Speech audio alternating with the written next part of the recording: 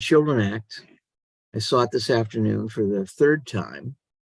First time I saw it, I don't know. I have this way of, I'm too critical or something, and it doesn't really move me enough to say, oh, our group has to see this. And then a couple of weeks ago, I saw it and I said, wow, that was really good. And I saw so much more into it. And, you know, I didn't take a lot of notes, but I have a lot of comments when I watched it this afternoon. And I guess I want to start out with a question. Well, maybe what I can do, I'm going to go into the chat and I'm going to post something, and it's a list of the 3 acts, 3 quotations in the Bible that are used in the film to defend not taking blood transfusions. And it's in the chat now. So the first is Genesis 4. And it says, don't eat meat with blood and don't consume any blood. And that comes out of the sacrificial practice of idolatry. Jim, yes. But not in the chat. It is now. Oh, I didn't send it. Boom. There you go. Okay. Don't blame the mailman, or blame the mailman. Okay. So the Genesis comes out of the admonition against idolatry, because in many pagan rituals, participants, believers would drink blood. So it's destructive to monotheism, right? In Leviticus, the same caution is made: don't drink blood or eat animal flesh that has meat in it, which is why we salt and kosher meat before we consume it, to drain the blood out of it. And the final quote is from Acts, which I believe is in the New Testament, that says, don't eat meat with blood. But again, that refers to the practice of idolatry. So here we have a group, and I'm not trying to malign the Jehovah's Witnesses for anything. I'm just trying to say that, as in the Jewish tradition, there are many rituals and beliefs and practices that are extracted from the literal word of the Bible, and, as Stan Davids would say, exegetically brought forward into our existence, you know, as practice. It, for those lawyers among you, it smacks of strict constructionists of our Constitution and the so-called original intention, which is a bogus concept that Scalia invented to say, oh, the founding fathers meant this. Well, like cell phones, blood transfusions weren't invented 2,000 years ago, and they couldn't possibly have conceived that such a thing was possible, especially for compassionate use, such as saving a life. What interested me most was the discussion in the website. It's at the very bottom of the chat that,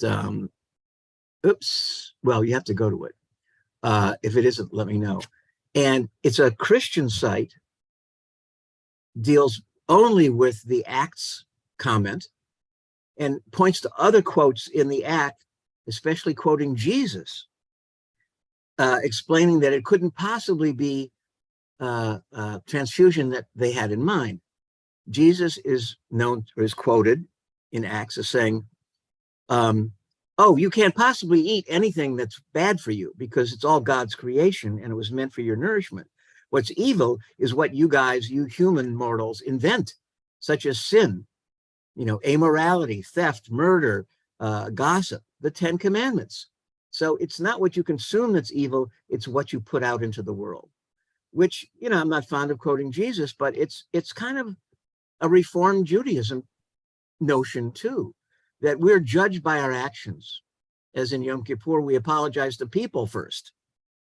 If you want to repair the sins of the last year, make up for it with the people you've harmed. So at the basis of this is a religious fallacy. At the same time, there's a religious challenge in this. And it's the challenge, as we saw often from the Supreme Court, what is religious belief?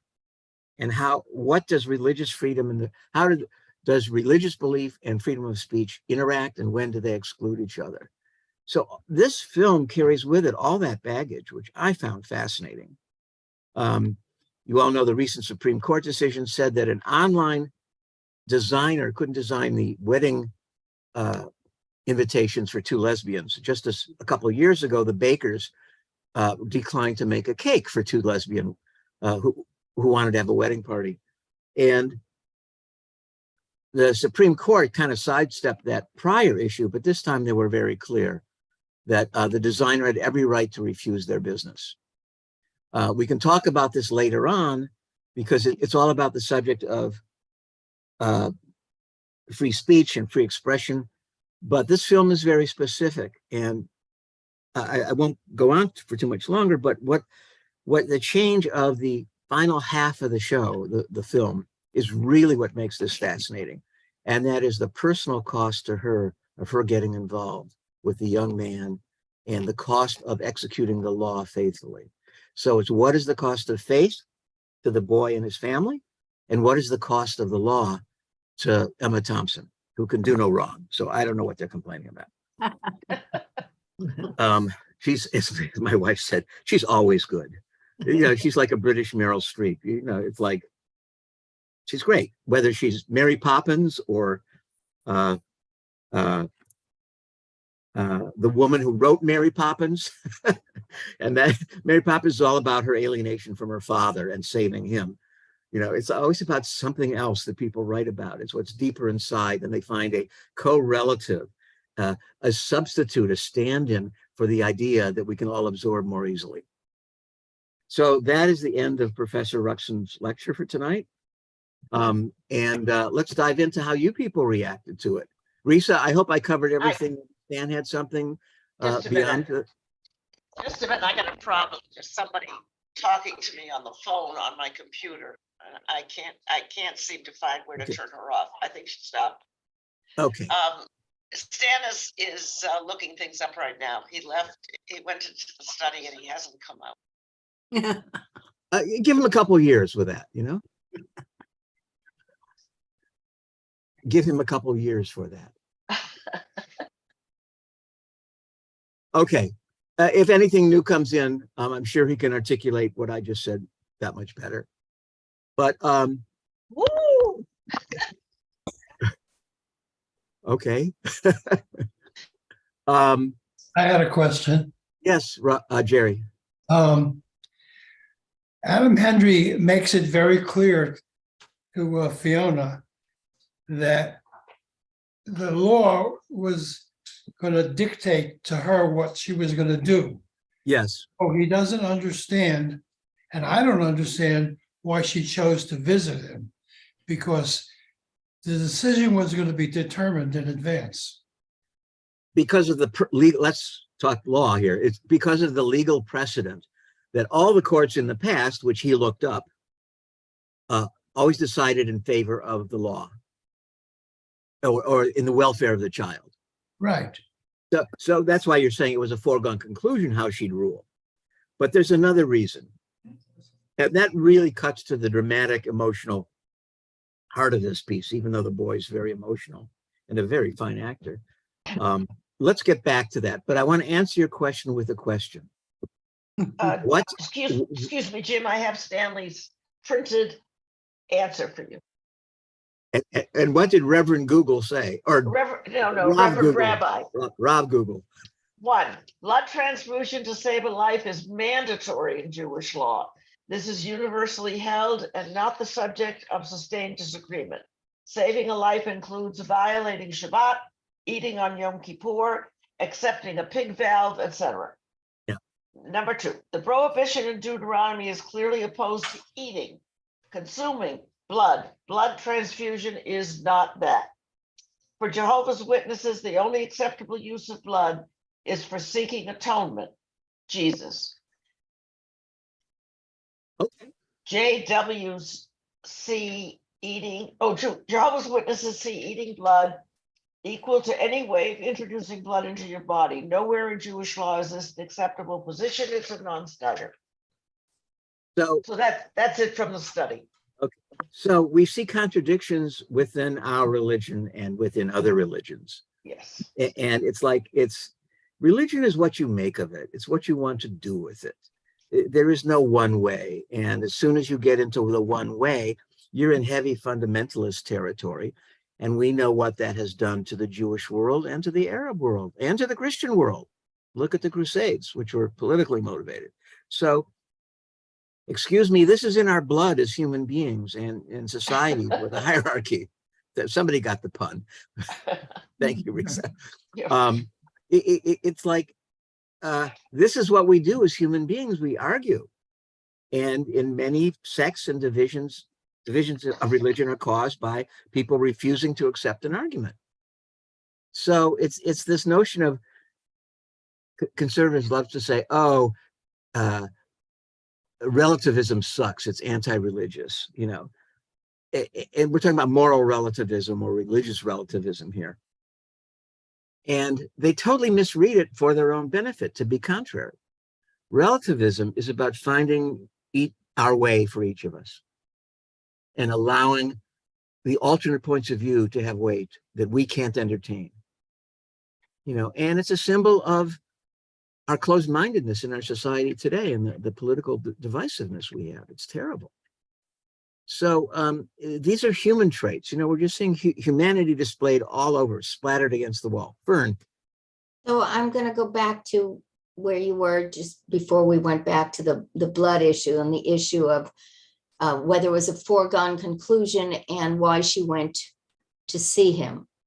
And I don't think it was a foregone conclusion. I think that the fact that it had often happened doesn't mean it will necessarily rule that way, although the probabilities are high. And she felt there was a possibility that she would see it. If she saw it with her own eyes, she would see it differently. I have been in a courtroom where there have been allegations made and the judge did precisely what she did. The judge said, everybody put your phones down on the table and leave them there. Nobody's going to call anywhere or do anything. We're going to all get in the car now and we're going to go see this house that was the subject of discussion of whether it was safe and whether it was clean for the child.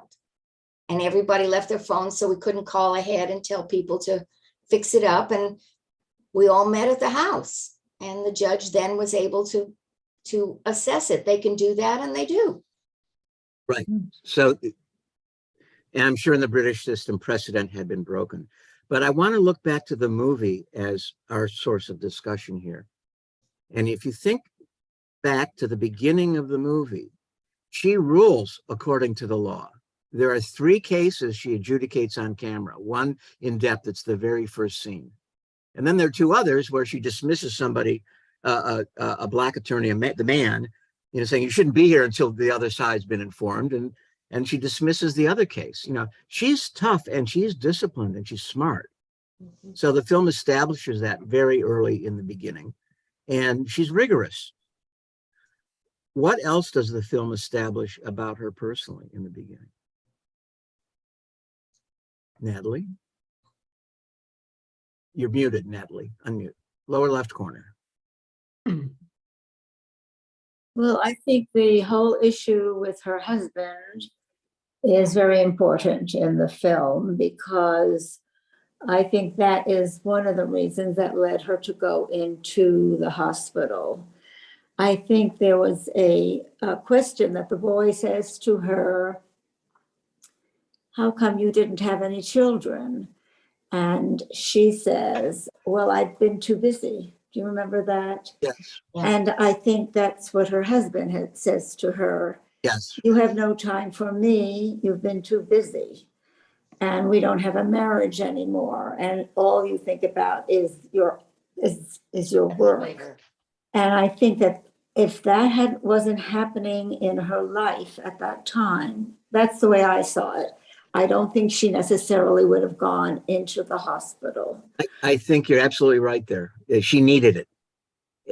And yeah. Oh, good. You agreed with me. Yeah, I do. No, I often agree with you. I just don't share it. No, because does she know that she's so needy?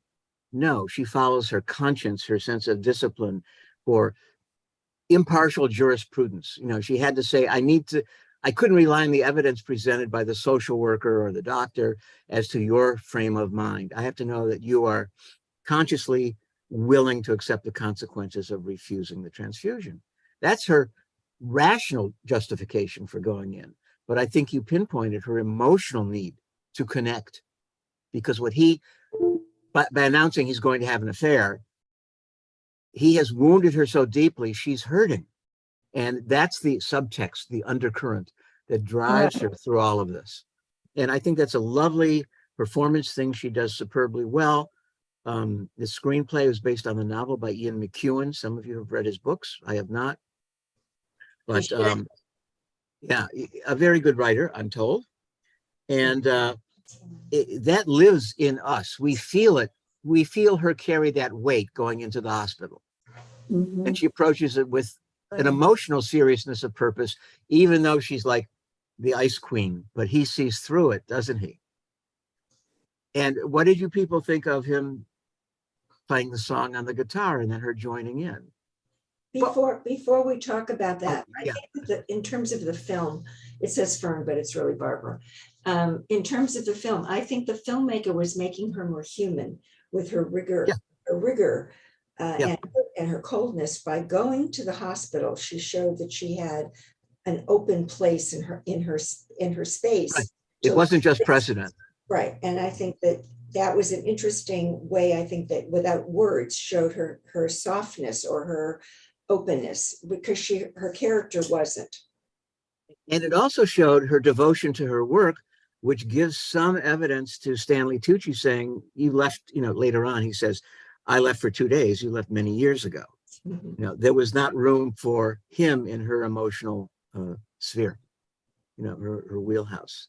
All good comments. Anybody else want to chime in about what the opening does for her? Jerry, it started with you, right? Yeah.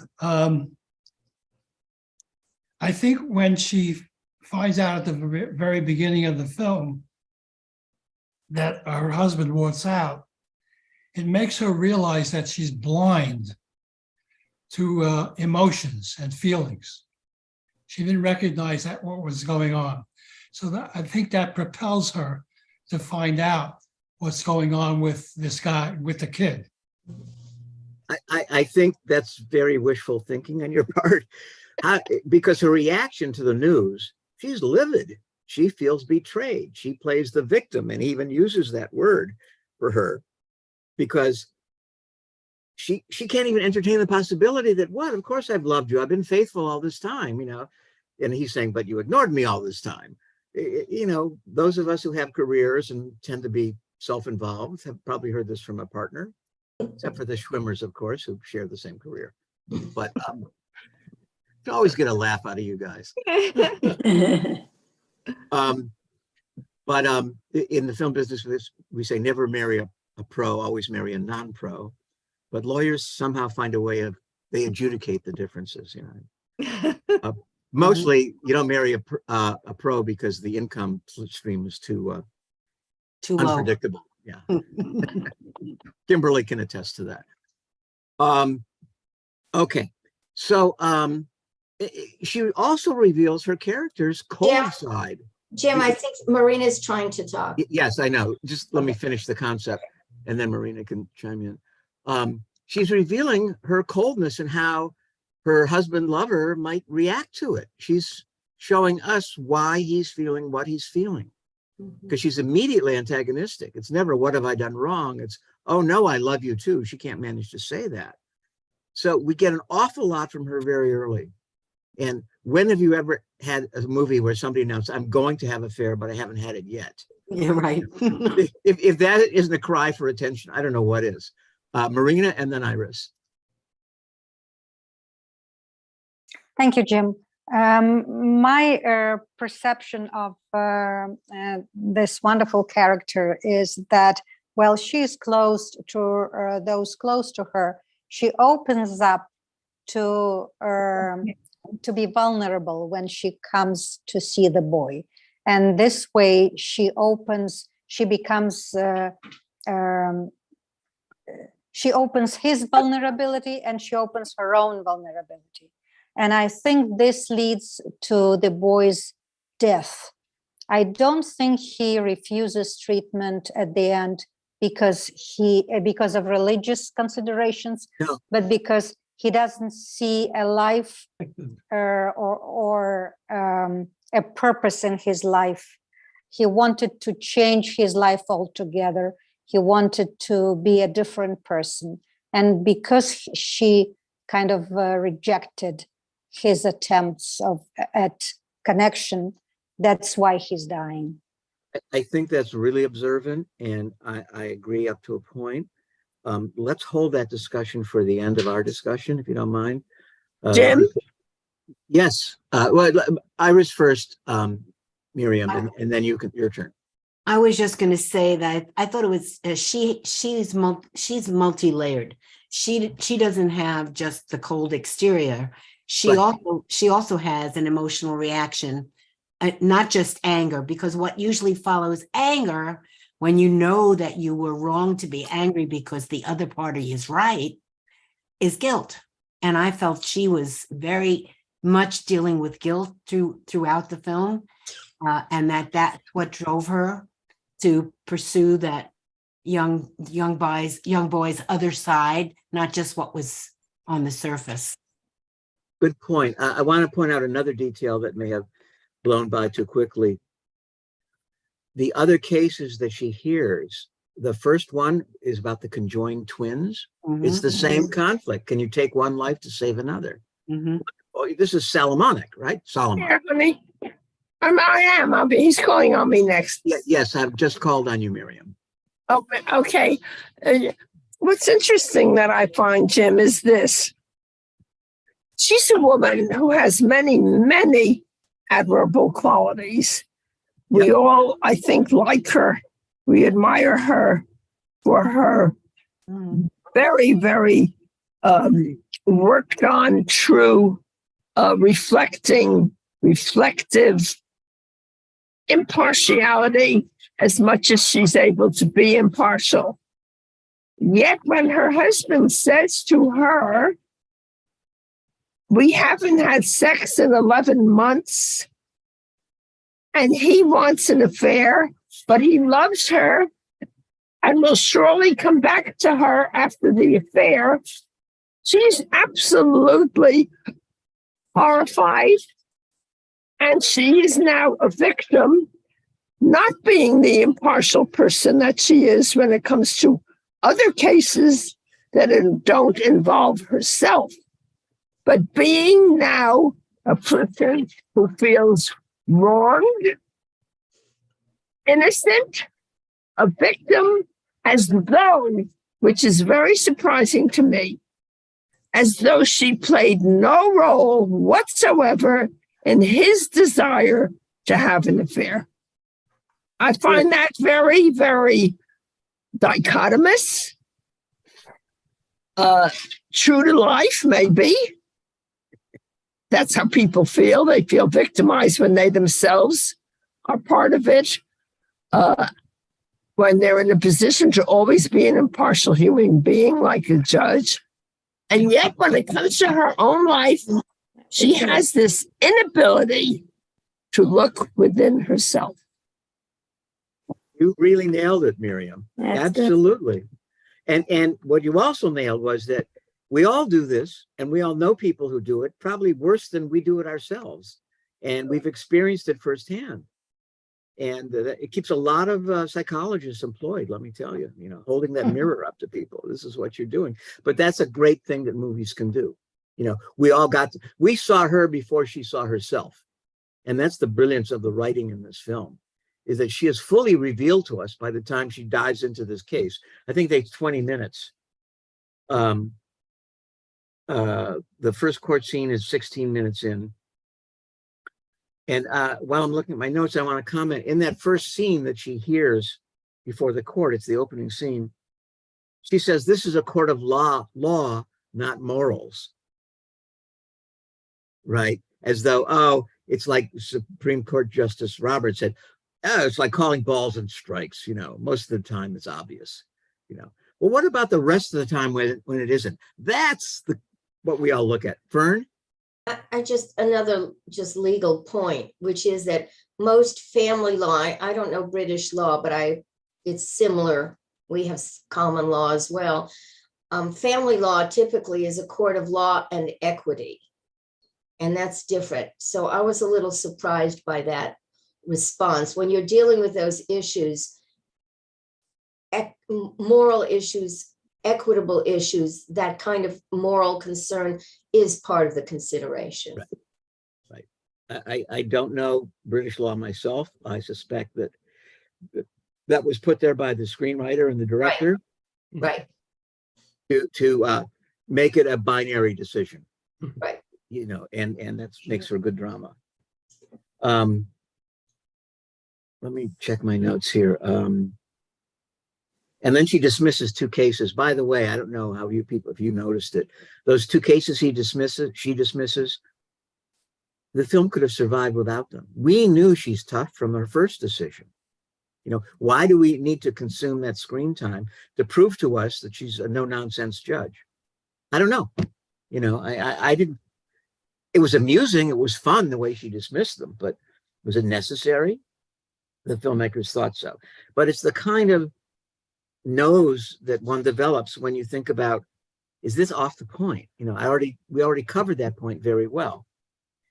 We already talked about, the father talks about transfusions are forbidden, and he's read the passages, but he's listened to the exegetical, as Stan would say, explanation of how this relates to us today, but starting with what we do, what our tradition has been. And of course, the revelation of the film is that this position of the Jehovah's Witnesses didn't occur till 1945, after transfusions were commonplace.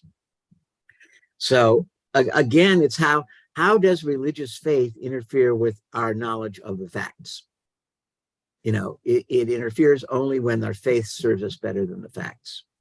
It's a lesson. You know, I'm not taking sides here, but you know, where if I were, what I would say. Oh, so here's the other interesting thing. There's this, and I hate to focus on the small details, but this is a masterful thing that the film did. When the father is on the witness stand, you know, she does her best. There are close-ups of her and close-ups of him. They're looking at each other. He's talking earnestly. She isn't nodding to indicate, yes, I understand, because that could mean, yes, I agree with you. She's stone-faced, but she's not dispassionate, or she's not uncaring. She's receptive. She's a great listener. And then he comes to the final statement, because we believe in a higher authority. And she turns her head away, unlike all the other close-ups where she didn't turn away. He touched a nerve in her, right? For her, the final authority was the law. And that's a challenge to her belief that she's there calling balls and strikes, as difficult as she has made it for herself, because she wants to be earnest. And that's one reason why we like her. But this touches a nerve, and it sets her on her way. I think that's the beginning of her deep dive into what this case is all about. And that scene goes on for a long time. It doesn't finish until 39 minutes in, and that's after the visit to the hospital. I did ask a question. Were you people touched by that visit in the hospital when she starts singing? Yes. Yeah. Well, why did you like it so much? Roz? It was very human. Very human. It was beautiful. Who knew she had such a great voice? And they touched on a human level. She recognized something that was meaningful to him. And this, the lawyers among us will know that the key to mediation is finding common ground where both sides can agree. And that's where you touch other people. Lovely scene. And he says to her in the hospital room, I just want to live the truth as we see it. You know, and on the face of it, British democracy would acknowledge that. But then again, we have all these intrusions of precedent, fact, religion. And what's the real breakthrough? The song softens up them with each other. There's a joke that happens. She asks him, and what would you do if I decided against your wishes to die? And he said, I'd say you're a real busybody. And she laughs. Probably the most humanizing of all emotions, other than weeping. Some people can turn on the tears, but laughter, Genuine laughter is very hard to earn because it has to strike you as funny. It just can't be 9 o'clock. analyzed as what did you say, Doris? No, I'm Oh, sorry. okay. Just It has to strike you. Laughter is an involuntary response to something that you recognize as true. And it's against your own beliefs. So again, here's a woman who is denying, as Miriam said, her own closed point of view on herself, who's allowed his humor, or what she finds to be his humor, to break through. So, this film exists in those micro moments as well as in the big beats of it. Is it yes or no? Does he know what he's talking about or not? This is the humanity that the filmmakers, the author, the director, the performers have brought to it. Jim,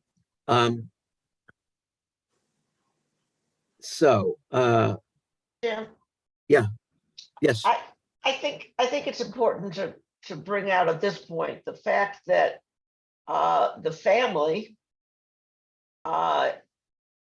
lives its life by the morals of the church in exactly the same way that she lives her life by the law. So she can understand exactly how they're making their decisions. That's such a good observation. Go ahead. So I just think when she went to the bedside, she knew she was stretching the law, but she was very curious about how this boy was making his decisions. Was he making his father's decision, or was it his decision? She needed to understand that. Okay. And I also felt that she went there because she had no children. And although she's been dealing with children's cases in all of her career, she has never really touched how the children think. And that's, I think, what was moving her this time. Because this was a child who was on the cusp of adulthood and was showing signs of being thoughtful. You touched on something very important to this, and that is fundamentalism. She had this blind devotion to the letter of the law, although she could interpret the spirit, which was to protect the child's welfare as long as they're a child, as well as the religious fundamentalists who are saying, it's in the Bible. Our religious leaders told us so. Don't ask me to go against it. There are nuances to it, especially in public life with freedom of speech, as we struggle with in this country and on the Supreme Court. But she says in her judgment, and this is such a wonderful line, his life is more important than his dignity. And it's the obligation of the state, in the state's eyes and in the elected officials' eyes who made the laws, which the Queen blessed religiously because her power derives from God. So you can see the conflict here. That's our metric. Dignity is harder to measure than being alive. So we bank on letting them decide what their own dignity is, short of doing this because they're children, short of the age of 18. Iris? You're muted, Iris. Okay, two questions. One has to do with dignity. I mean, that last thing struck me because now in California, we have the right to die law, that put dignity before life. So that's an interesting thing. And then the other thing that I'm curious about is his emotional connection to her when he wants to be with her and spend the rest of his life with her. Is he ready to give up is he ready to leave his religion behind? Well, I think he already has, but that's getting ahead of us a little bit. We have some time. So remind me to get back to that. Okay. Because there's some very interesting stuff that happens after he is revived. Marina. Regarding the right to die in California, it's not a ticket to decide whenever you want it. It's under certain conditions with a lot of documentations from the doctor, right. And a waiting period, and not in the hospital but in the in your home bed, and with so many restrictions that it's just compassionate way for people in great pain to bail out. So I wouldn't call it the right to die. It's about pain, not much of a dignity Oh, that's, decision. it's just a common way to refer to the law. then. Yeah, Right. but it's also choice, returning choice to the person who is alive to decide for themselves what their fate will be. And the state sort of, and I think wisely so, refers to choice always, because that is dignity in the eyes of the law. And all the obstacles that the law has, and there are many details that must be satisfied. 2 doctors have to sign off on you. You have to be within 6 months of death. There's all kinds of details that go into that. But the point is not to take the final decision away from the patient. And again, you can say, oh, it's the other side of American exceptionalism, that we're all exceptional and we have these great powers of deciding for ourselves, but the conservatives don't believe that. The religious conservatives don't. So there are contradictions in any of the arguments we bring forward to say this is supportive. There are criticisms that can be made. And I'm glad our discussion is so far ranging, because it points out what this film can do to us, the issues it brings up. And there's another humanizing thing. When she returns home from court, they don't talk about the case. She just says, I've had a tough day. And then Jack's nieces arrive, and he's the best uncle, they ever had, anybody ever wished for. He plays soccer with them. He reads them stories at night, wishing they'll all grow up to be giants. It's like saying, Jack's a human, warm being as well, and he misses having children. So these 2 people share a lot, but they don't share enough. There's not enough intersection in their lives at this point. And she may even resent the girls being there. But that was a nice scene. Unlike the 2 additional trials that she hears, I think that was essential to give him, to warm him up to us, because his profession of love and wanting to have sex with her, because it's not really the sex, it's the closeness that he craves. That wasn't enough. And this sort of, you get closure on that. He's a good guy.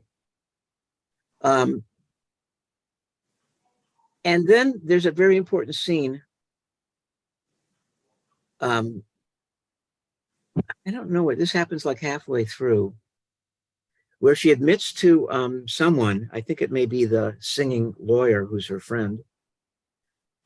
She talks about the case and she says, I'm afraid of myself. What do you think she meant by that? After she tells Jack about the decision and the boy's pursuit of her. I think she meant, I don't trust myself. I feel the tugging of this boy on my heart and my mind. And I may go outside of judicial protocol and reach out to him. That's how I read it. She's leaning that way. She's vulnerable. I agree. The vulnerability that he established in the hospital room has stayed with her. It's clear she doesn't make this decision lightly, but she feels powerless to do otherwise. And it's a way, it's like all her professional life, she's felt powerless to give her devotion to her husband. It's like there are other things that have taken precedence. Interesting, I should choose that word there. And he finally says to her, what's the point of your silence? And she doesn't answer. If you had parents like mine, that would resonate with you too. Jim, yes. Back to the scene with his niece and nephews. I think the filmmaker was juxtaposing his warmth with her coldness. Yes, and right. I think that it was to offset each other, and he sort of took that space in the marriage or in this relationship at this moment, and she took the other space, and it kind of flushed that out with him showing that side of her. If you're hungry, you go for where there's food. So he's sublimating his need into his nieces and she into her legal career. Polarized. I mean, she had humanity, he had humanity, but in this chapter of her life, they were polarizing each other. Well, we all need different things, and we're all able to give different things, as they were at this time in their life together.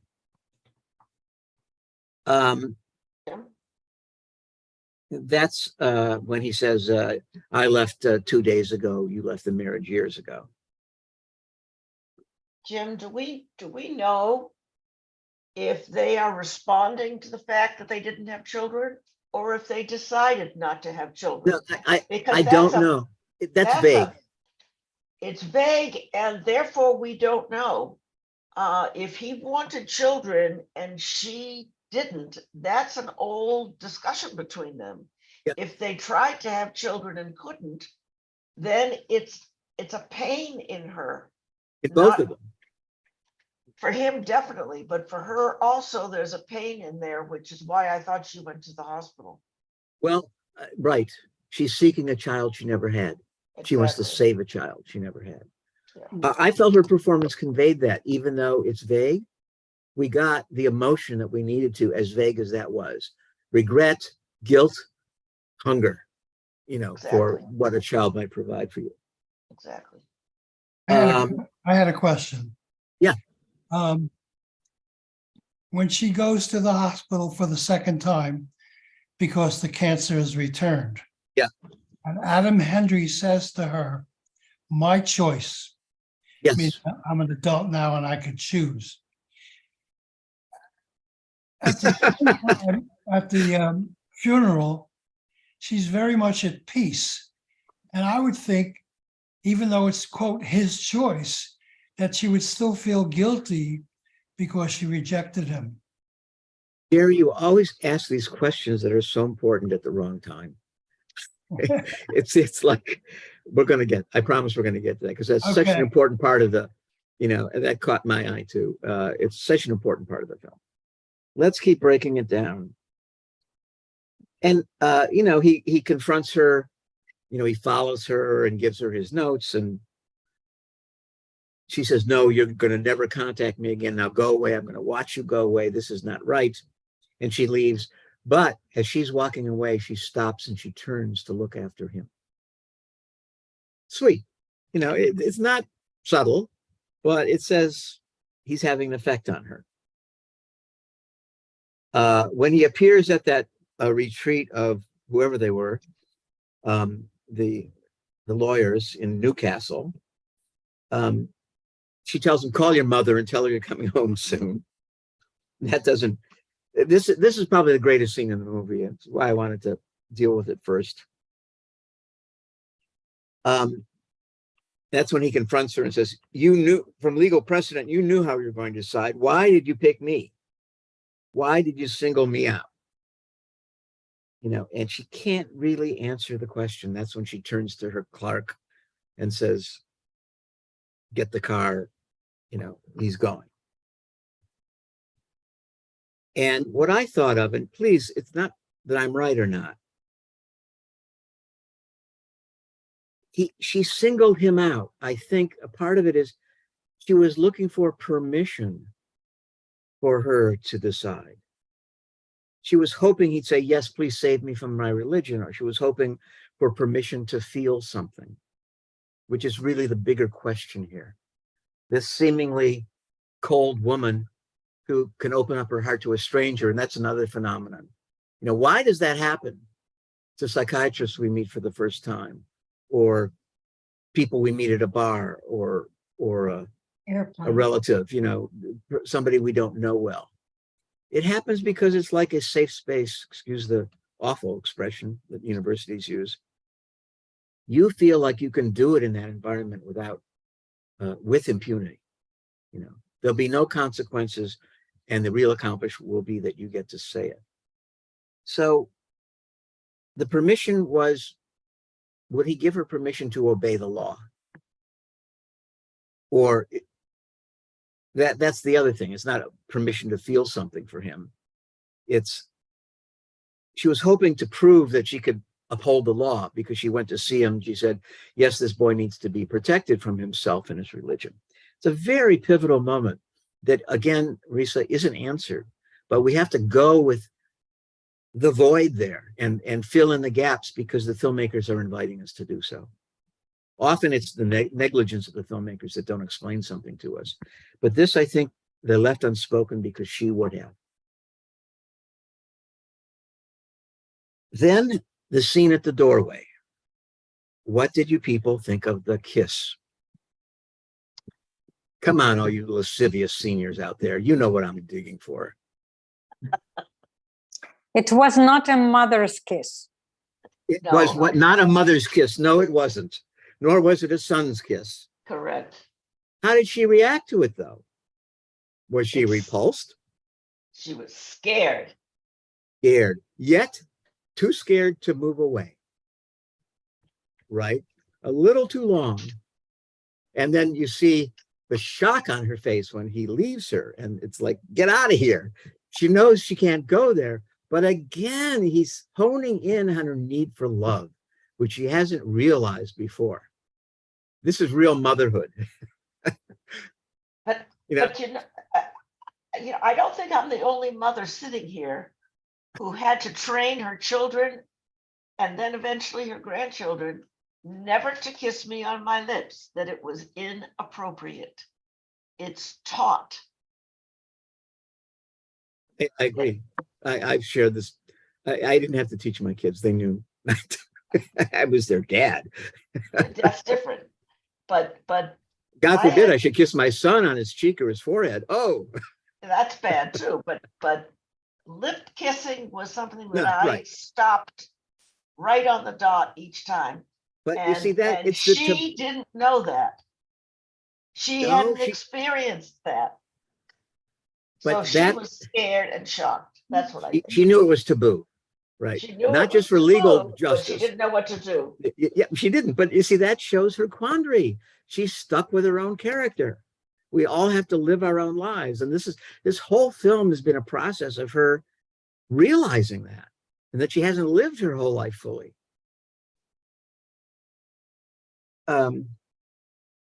And then there's a very cute scene. I liked it, but it could have been an indulgence, I suppose you'd say. After that, she witnesses the induction ceremony of another judge, a woman judge.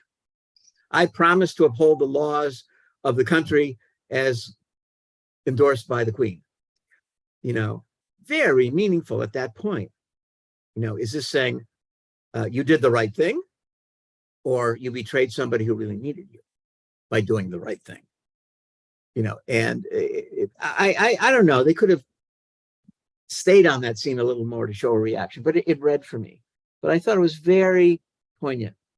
And I think that's why she went up there, because, they packed her wig and her robes. Although we didn't see her don them up there. Now, here's another contradiction I noticed in the film. When she runs to see him, well, let's talk about the fundraiser, because that's happens first.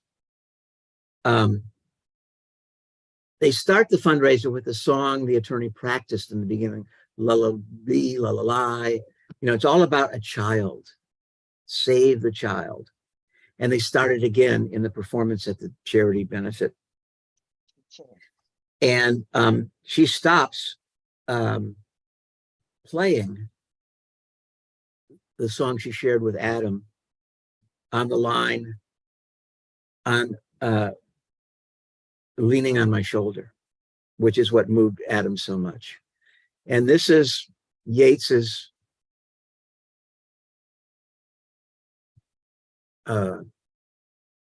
very terse definition of love and growing meaningful to other people. And that gets to her. She's thinking of him the whole time. She can't think of him some other time because she's already been given the note that he's back in the hospital again. So again, like the dutiful daughter, the dutiful judge, she fulfills her obligation to the other lawyers and judicial people there and the charity they're performing for to participate, but she can't do it. Again, it gets in the way of her previously held beliefs, and she has to leave. And she runs to the hospital. And that's where he wakes up enough to say, this was my choice. But that harkens back to something he said in Newcastle when he interrupts her from the dinner with the men. And he's saying, I do this so that I can be, I did that so that I could be free. right? Meaning I chose not to take the transfusion because I would be free in God's love and I'd go to heaven and, and he realized that wasn't there. But now he's saying, I'm dying, and I believe he's refusing the transfusion, not because he's free from religion, but it's this vaguer notion of freedom. I think, Jerry, you also brought up that he's disappointed in love, and therefore that's the way he'll soothe his heartache, if that was your intent. There's some of that there, but I think this is my choice now, and I'm free to make my choice. So it's an assertion of his individuality. And she's not comforted by it. She's stricken. And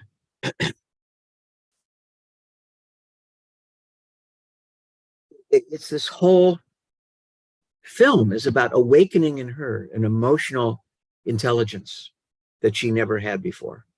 I know that's a psychologist term, but come on, we know people who just don't seem to have it, an ounce of it. They have no sense of how anybody else is feeling around them. And she's realizing her own fundamentalism and her own blindness to other people. And she has to let go of him. He's not hers. He's not the child she can save. And the law didn't save him. Cancer took him, leukemia. So at some point, we have to say, this is real life, and we can't legislate it. So she has a choice. She hears when he says, I could be free. When she's reading his notes. Remember, she runs back to her apartment. She pulls out the poems and the notes he's given her. And she reads aloud, I could be free. Free of all that stuff. His liberation from, yes, his parents, his religion, his restriction. My identity has opened up to me. And then Jack interrupts her. He comes in the door. And there's a point. There's a filmmaker's decision there to interrupt on that line. I could be free. Because that is Adam's highest statement of purpose. And when Jack consoles her, they sit on the divan there, or the daybed, near the piano. She begins to let loose. She says, I thought I could change his life. Well, she did. But there's a limit to that, because he was living his life when he chose to die once again. When he joined a play or something, he was writing and doing things, and discovering art. And Jack, of course, has to ask that horrible question, did you love him, or did you want to have sex with him? Which had been on our minds briefly. And she says, no, he was a boy. He was not dying for faith. And I don't know what the follow-up line is. It may be he was dying of love sickness. He was dying for me, or he was dying to assert his identity as an agent of choice. Again, it doesn't matter what the specifics are. We feel those lines and we feel her performance. Totally bought it. I mean, if you didn't, speak up. Iris, you have your hand raised? Yes, I did, because and maybe this is nitpicking, but I want to ask this because of so many attorneys in the presence here. Is it typical for an attorney who's already decided on, or a lawyer, a judge who's decided on a case, to do anything, or to get a note about the person who was in the case at a social event and immediately run off to, that didn't seem real to me. Well, real in most circumstances, but this is a special circumstance. It's a device. It's a device. No, it's a drama. It's made up, right? There is a real Children Act in Britain. I know, but to respond that way, I just, that struck me as. Okay. In your experience with her, in your relationship with that character throughout the whole movie, did you feel she was not capable of placing him before her needs or her jurisprudence or sense of the role of a judge. Right. What do you think? No, I just didn't have a lot of, I'm sorry, I'm probably alone here, but I did not have a lot of sympathy for her as a character. When she left the performance. Okay. But did you recover that sympathy later? Only mildly, only mildly. I felt sorry for him, for the boy who I feel was misunderstood and misdirected all the way through. But I really didn't have, I just couldn't warm up to her. Ever, or just at the end there? Mostly. Okay. All right, fair enough. Joanne? Yeah, Jim, I kept, our emphasis and the discussion was talking about her, but I kept thinking through the film that he was being ignored. He had huge needs and he went to her for them, and where maybe she couldn't do it, but she couldn't direct him to where he needed to go to get the answers he was looking for. Yeah, she couldn't take care of his needs, I think is a more. She didn't have the emotional bandwidth, for one. Forget about the rest. Yeah, I mean, I'm just talking about, direction in life. I mean, he said my parents were happy when she decided for me because they really didn't want me to die. So it was as if he couldn't go to his parents for This guidance. is what I wanted to come back to. But what does he he couldn't go tell? back to his parents for guidance? It was like he had nowhere to go. He was, and he was looking to her, and she couldn't help him either. In the beginning, though, in Newcastle, he says, my parents wanted me to die. But later, he tells her, I can see they wanted me to live. Yeah. So he died with a resolution there that it was really love. So there was some comfort in that for him. But I thought it was very interesting that he could make such opposite claims for them so close to each other when he was sick. He didn't know he was sick when she dismissed him at Newcastle. That's right. Okay. I have one final comment. I think Steve Greenberg had something. Oh, Arlene and Arthur. I'm echoing in part what Iris said. I didn't like her. I didn't like her as a character. I think she's a wonderful actress, and I thought the film was terrific and had no idea why we had never heard of this film. It had been so little publicized, if at all. And thank you, Jim, because it was a terrific film. You're welcome. As far as I'm concerned. But I really couldn't empathize with her. She was empty as far as I was concerned. She was oblivious to her husband's feelings. She put her work before everything. And she was a perfect judge, actually, to have these family crises to deal with, because I felt she didn't really give a shit. She was maybe concerned about what repercussions were going to happen to her, but I didn't like her. That's a really good point, because yes, she always ruled on these cases, these controversial cases about birth and death and family, but she was the ideal person to have that court because she wasn't connected to children, yet her crisis with her husband and meeting this boy open up that void in her life. Excuse me if people here don't have children. And I think that's what the film is about. Both the trial and Adam himself, in how she saved his life, but she changed his life to the point where she couldn't control it, or should she? And it's like she can't protect herself from this duality of life, career and emotions, and family and work, and law and belief. There's no easy, it's not a binary issue. None of it is. It's like, that's what we hope to teach our kids when they're growing up with us, is that you have to negotiate the gray areas. The black and the white are easy, but this film lives in the gray. Natalie, you're muted. You're muted, Natalie. Natalie, you're muted. She's working on it. Can't hear you, dear. I thought it was open. I think there's another issue, a big issue in this movie that we didn't discuss yet. And that is how difficult it is to leave a family and a religion that has controlled you to the nth degree.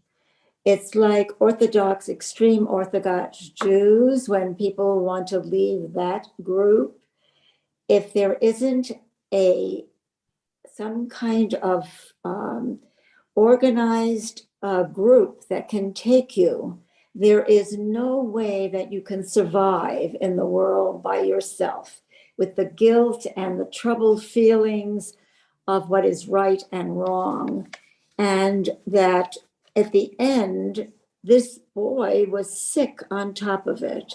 So to be sick and also to be able to go off and choose a life for himself was almost impossible. And I think that's what this film was about as well, that he was tired. He could not handle the real world anymore because there was no place for him. And that was a very important part of the film as I saw it. It was, and it's there. I saw that in it too. It's, this is the thing with religion. Is it a crutch, or is it an addiction, as Stalin would say, or Marx said, it's the opiate of the people, or is it something that's meant to demand our engagement and our questioning and our struggle with what are we, what do we mean to each other, what are our obligations, how do we live? We're sentient human beings, right. And the animals, even sophisticated elephants and monkeys, have very rigid hierarchies, and that have been genetically evolved so that their societies work and work very well. Mm-hmm. But we have exceeded our ability to figure out ways to work well. We're surrounded by dysfunction, and the film bears this out. So thanks for bringing that up. But it's really about orthodoxy, and it's not just Jewish orthodoxy. Of course not, right? No, it's and if you compare marriage rituals in Islam and Judaism, and arranged marriages in Hinduism, it's like, yeah, we're all the same. It's like we're more alike than different. Surprise, and it takes some countries and cultures eons to see it. It's taken ours a little longer than it should. Arlene. There's another aspect of the film that we haven't touched upon, and what is the music? Yeah. And I couldn't really relate again to her. I guess she was being portrayed as sensitive because she could play classical music or not or whatever. But I don't understand the movie in dealing with the music. Well, the music's a funny thing. And Natalie, did you want to say something before I spout off? Oh, no. Okay. I noticed it too. It's largely classical, but it's written in a classical style. It's a contemporary score, except for the folk tune and the lullaby. And it's kind of standoffish, but I was noticing how appropriately it addressed the intentions of the filmmaker. It's not like a reality show where it points you at, this is a good thing, or this is a bad person, or this is dramatic. It's a little bit standoffish, but sparse. And the fact that there's not a big orchestra playing for us means there's room for our feelings to grow around it. Action films have huge orchestral scores. 120 musicians often contribute to those scores for action scenes. And there's no room to see or feel or hear anything else, except maybe the sound effects and the close-ups. One more comment, Risa. And music is this delicate little emotional device that directs the emotional tone in the audience to see and feel the things the filmmaker wants them to. And it's a high art when a director sits down with a composer and they discuss the film. It's a thrilling experience because that's where the director gets to say, this is my intention. Did I achieve it? And what can you do to bring it home for me, where the material might be have a shortcoming, or where do we want to back off because I've been overstating it? Risa? The music is also the way we get some insight into the judge, that she has a feeling, caring inside. That scene where she receives the piano as a young woman in their marriage is very, very important to understand who she is, and then to recognize the importance of her playing the piano. It's not just stop. It's not just there. He gave it to her. She kisses him afterwards. It's clearly a gift from him. Very important. I wish there were more of that, because what's missing, and why several people here who shall go unnamed didn't get that empathy you had with her, because the film didn't do a big enough job of saying, this is not who she always was. Oh, absolutely. You know, and it was okay for me, but I can see how others feel that way. But music is that emotional laser pointer at the emotions inside of you. You know, Freud said, I don't understand music. It's too illogical. I don't follow it. I don't know how it can do what it does to me. The voodoo that it does, that you do, you know. So it's a bit of a mystery, because it operates on our subconscious and our conscious minds and our mood of the moment and our backgrounds. It's a very, very delicate part of movie making. And of course, British are known for their restraint. And even though this film sort of tells it all on its sleeve, I think there's still a certain amount of restraint here, because it's a big story with lots of moving parts. And to mostly, I think, to turn us into being sympathetic for her. You know, I feel her as being anguished the whole time through. Once she gets involved in this case. She has broken her own rules. Right. And she has no idea what to do about that. So she's And vulnerable. I feel that strain in her. So that's the freedom. Maybe that's the freedom that the boy says at the end. You know, I'm no longer a fundamentalist. I'm making a choice. Right. And she does not want to change her entire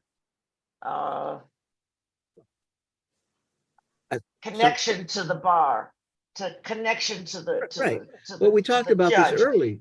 Yeah, she was, but she transforms through this film, I think, magnificently. She does such a good job. I mean, I was with her all the way and worried about her, because she was breaking her own rules and had no, you know what you're talking about. Adam was losing his way with his rules. She wanted to still keep her rules, but she had broken them, and she couldn't cope with it. Apples and oranges. I thought it was fantastic. Yeah, she had this fragility that I think we all saw quite early. You know, she was almost pissed off at the two plaintiffs whose case she dismissed, because how dare you bother me with this? Exactly. You know, but that's a different kind of fragility. But mostly it's the emotional fragility. We saw it in his announcement that he wants to have an affair. But this boy really gets to her. Singing the song, it was bonding for her as well. The music. You know, and that was a beautiful scene. And then he's pleading, can you come back? Can I see you again? Wow, this is the most important thing that ever happened to me, he said later. And it was up to that point in his life. Okay, I think we've covered it all.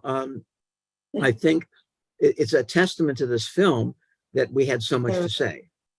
It covered so much ground outside of law and religion and love and marriage.